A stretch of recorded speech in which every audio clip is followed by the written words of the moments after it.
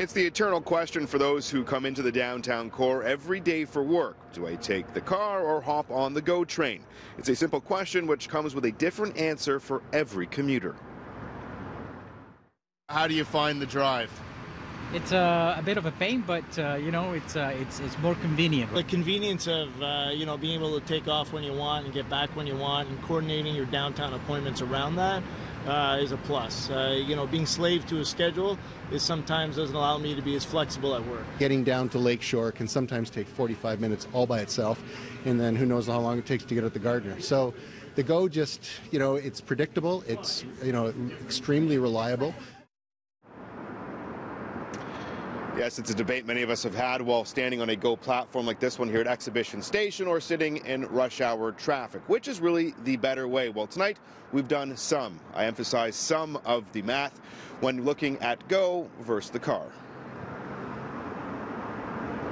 Now, bear with us here as we go through some of the numbers. Our first case study is someone traveling from Oshawa to the downtown core. If you're working 22 days a month, it will cost you $355 a month to ride the GO train using a Presto card. That figure doesn't factor in the cost of taking connecting transit, as many working in the core are able to walk the final mile. So what happens if you take a car instead? Well, in this case, we're using a 40-year-old driver behind the wheel of a 2015 Chevy Malibu. According to our OntarioGasPrices.com, you'd be spending about $220 a month in gas. We've estimated parking at around $250 a month, and Aviva Insurance ballparks your insurance costs at up to $152. That's a total of $622 a month to drive back and forth to work. Our second case study looks at a commuter traveling from Bramalea GO station in Brampton to downtown Toronto using a Presto card. You're paying roughly $277 a month. If you decide to drive from Brampton, the cost spikes again.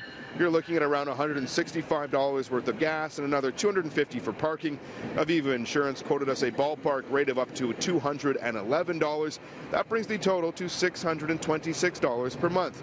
Even though it appears driving can and may cost you more, Metrolink says they're working to reduce the cost of GO fares, which can still run a pretty penny. It's a substantial cost, no doubt, for people that choose transit.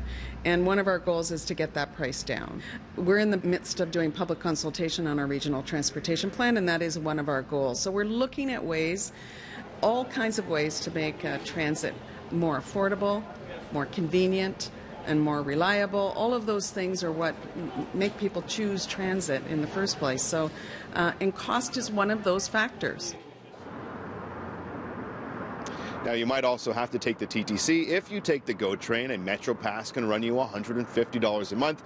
Now, as I mentioned, there's several other factors. You might have to pay insurance on a car that you have to drive to get to the GO station. That will impact your bottom line. You could also perhaps have the option of carpooling. That could also have a positive impact on how much you have to spend getting to and from work. Now, one thing Anne-Marie Aikens from Metrolink says is they admit and acknowledge that your commute doesn't start or stop here at a GO station or at a subway station. It starts and stops at your home when you leave in the morning and when you get there at the end of the day. And one of the things they're working on is what they call the last mile. They're trying to build more parking at their GO stations. They're also trying to build more cycling infrastructure. Now, you can have a say by going online or on social media. Just use the hashtag CityCommute.